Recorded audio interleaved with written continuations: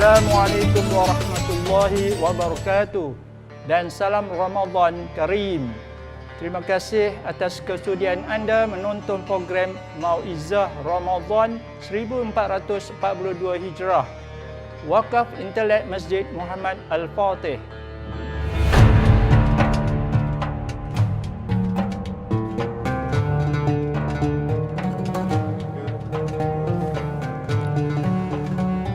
Assalamualaikum warahmatullahi wabarakatuh. A'udzu billahi minasyaitonir rajim. Bismillahirrahmanirrahim. Alhamdulillahi rabbil alamin.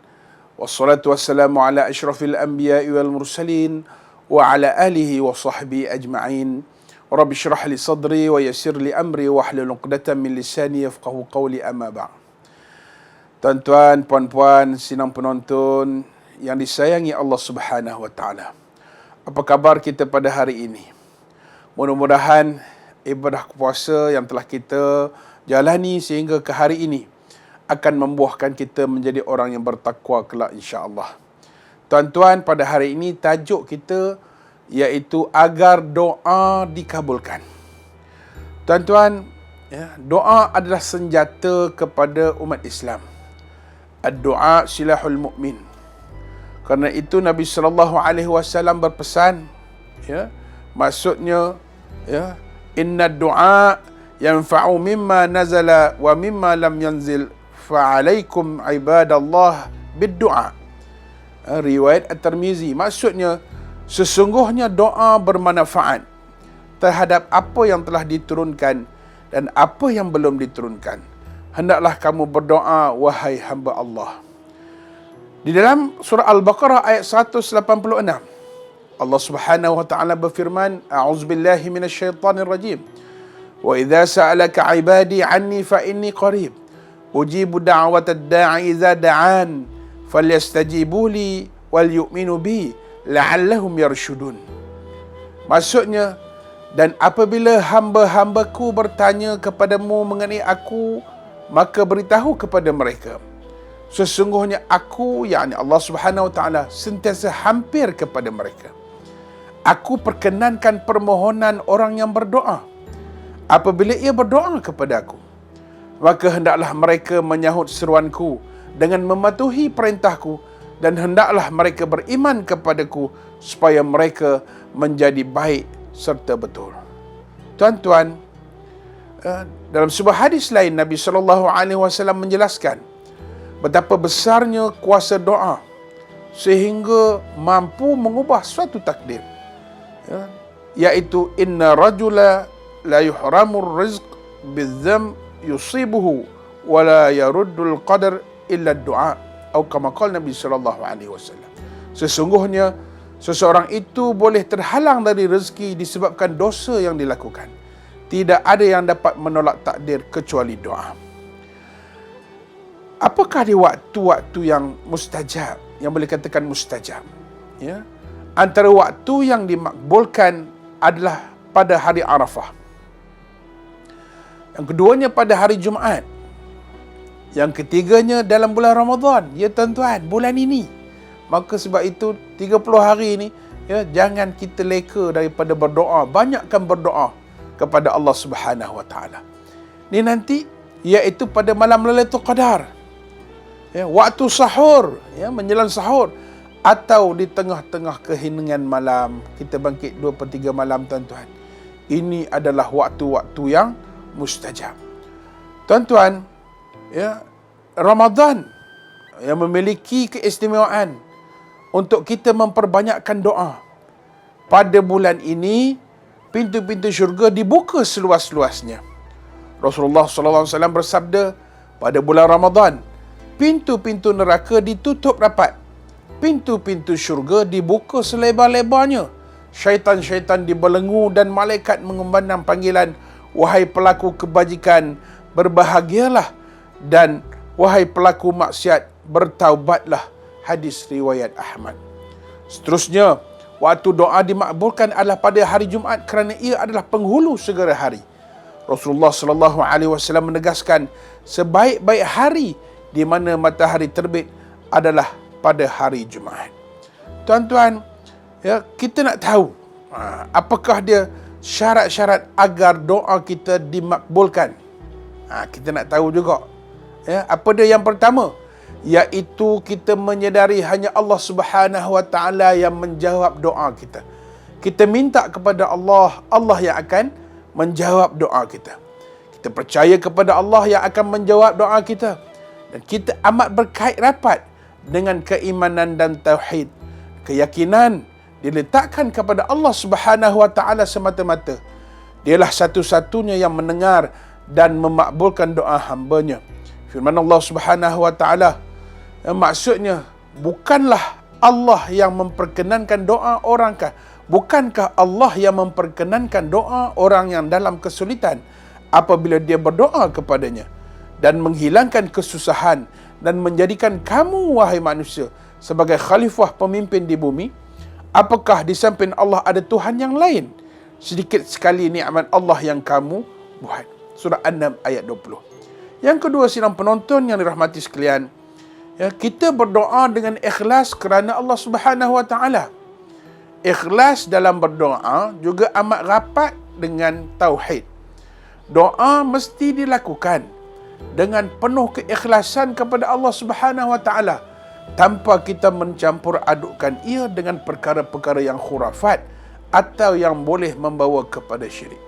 Yang ketiga, kita melakukan tawasul dengan betul. Tawasul adalah meminta Allah Subhanahu Wa Taala memakbulkan doa kita, pengharapan kita dengan menyebut nama-nama Allah atau kita menyebut amalan-amalan kebaikan yang pernah kita lakukan. Yang keempat, kalau kita berdoa ini, jangan tergesa-gesa, derah-derah nak lari ke mana orang kata ya. Janganlah kelang kabut, janganlah tergesa-gesa. Firman Allah Subhanahu Wa Taala, dan manusia seringkali berdoa untuk kejahatan sebagaimana biasanya dia berdoa untuk kebaikan, dan memang manusia bersifat tergesa-gesa. Surah Al-Isra ayat 11. Teruskan berdoa. Walaupun doa yang dibuat berulang kali, tiap-tiap kali, tiap-tiap hari. Kalau dah 40 tahun doa itulah kita minta. Kita minta, tapi teruskan berdoa. Seolah-olah tidak dimakbulkan doa kita, Allah tak makbulkan. Kita minta juga. Allah tak makbulkan lagi, kita minta juga. Walaupun Allah dah makbulkan pun, kita minta lagi dan lagi, kerana Allah sangat suka hamba-Nya meminta-minta, berdoa kepadanya. Dan doa mesti dilakukan tanpa henti dan berputus asa. Jangan sekali doa, 2 kali doa, 3 kali, Allah tak bagi pun lagi, tak makbulkan lagi, dah kita kata dah cukup dah. Jangan kita putus asa. Usah terburu-buru dengan jawapan daripada Allah Subhanahu Wa Taala. Bersabar dan yakinlah, kerana Allah lebih mengetahui masa yang terbaik dan bagaimana doa yang kita perlu jawab. Yang kelima, berdoa untuk kebaikan. Setiap doa pasti akan dimakbulkan oleh Allah Subhanahu Wa Taala selagi ia tidak membawa kepada dosa atau memutuskan silaturahim. Janganlah kita nak berdoakan kejahatan kepada saudara se-Islam kita, tambah-tambah saudara se-Islam. Doalah kebaikan dan hidayah, insya-Allah Allah akan kabulkan. Yang keenam, berdoa dengan niat yang baik. Dan jika kita meminta kekayaan, berniatlah untuk membantu mereka yang susah, yang miskin dan memerlukan dengan kekayaan itu. Dan jika mahu pasangan beriman, berniatlah agar diri kita terhalang daripada perbuatan yang dilarang oleh Allah Subhanahu Wa Taala. Apa jua yang diminta, pastikan ia tidak tercemar dengan niat yang jahat. Yang ketujuh, berdoa dengan sepenuh hati. Dan berdoa ini tuan-tuan, orang kata bukan macam makan ubat.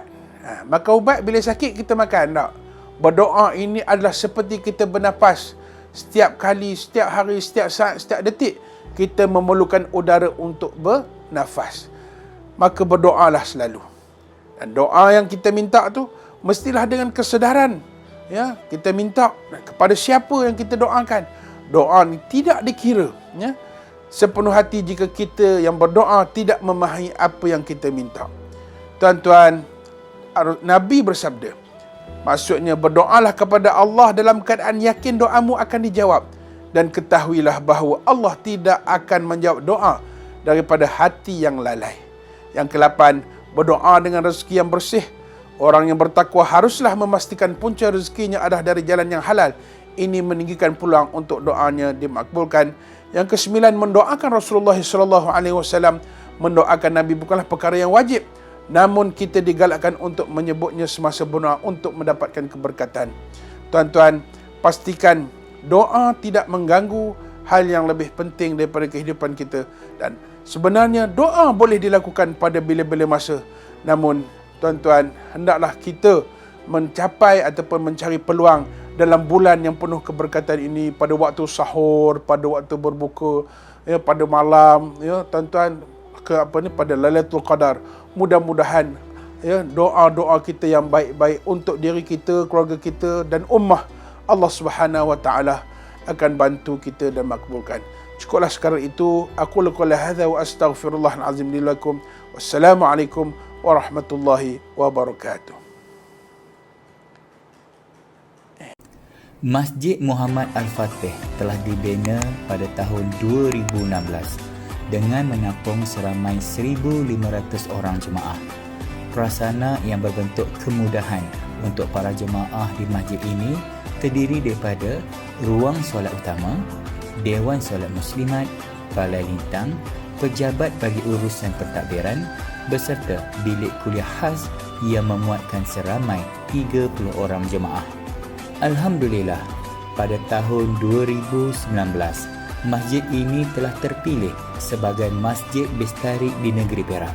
Satu penilaian permakahan oleh bahagian pengurusan Masjid Negeri Perak telah dibuat, yang mana masjid ini pada tahun 2019 menerima markah iaitu 65.33% yang membawa rating sebanyak 2 bintang dan berada di tangga pertama dalam Ipoh dan tempat ke-27 daripada 53 buah masjid bestari di Negeri Perak.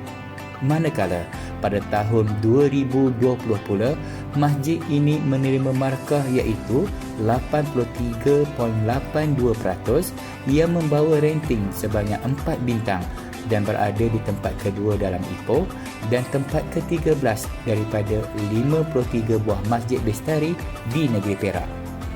Yang berbahagia, Datuk, Datin, Tuan-Puan, sempena Ramadan 1442 Hijrah ini dan selaras dengan moto masjid iaitu Masjid Imarah Karya Thaibah, pihak kami mengalu-alukan semua muslimin dan muslimat untuk mengimarahkan Masjid Muhammad Al-Fatih ini dengan program Ihya Ramadan seperti majlis berbuka puasa, majlis tahlil, kupasan hadis, solat sunat tarawih dan juga tadarus Al-Quran.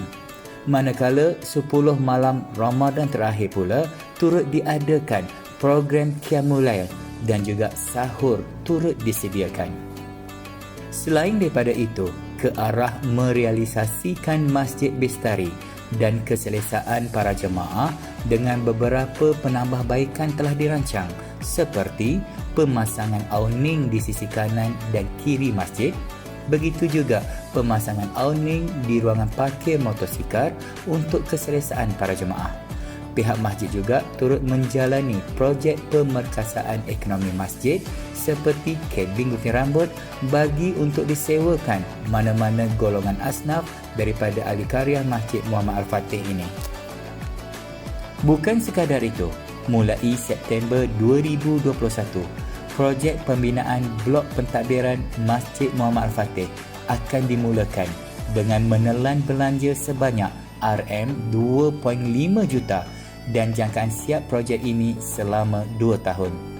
Bagi memenuhi hasrat ini, Jawatankuasa Karya bercadang ingin mendirikan sebuah blok bangunan pentadbiran Masjid Muhammad Al-Fatih yang terdiri daripada 2 tingkat merangkumi pejabat pentadbiran, bilik mesyuarat, perpustakaan, bilik tetamu, dewan seminar, bilik kaunseling serta ruang jamuan. Turut juga dirancang iaitu pembinaan landscape untuk laluan jalan kaki bagi mereka yang ingin menjalani aktiviti riadah di kawasan masjid ini. Didoakan usaha yang murni ini dipermudahkan oleh Allah dan sumbangan orang ramai sangat dialu-alukan. Justru kami sangat berbesar hati memohon semua muslimin dan muslimat sama-sama menjayakan projek ini dengan menghulurkan infak ke tabung Masjid Muhammad Al-Fatih. Bismillahirrahmanirrahim. Assalamualaikum warahmatullahi wabarakatuh. Saya Ali Ekspedisi. Masya Allah, kita sekarang berada di bulan yang mulia, bulan yang diberkati, bulan Ramadan Al-Mubarak. Yang di hujung-hujung bulan Ramadan ni, selain kita Allah Ta'ala syarankan kita bersolat, buat ibadat solat, buat ibadat mengaji, selain daripada itu digalakkan juga kita untuk menginfak. Jom kita berinfak dan kita banyak bersedekah di akhir-akhir Ramadan ni. Kita rebut peluang kita dan kita subscribe. Jangan lupa kita subscribe di MMAF channel. InsyaAllah sama-sama dengan saya, insyaAllah. Assalamualaikum warahmatullahi wabarakatuh.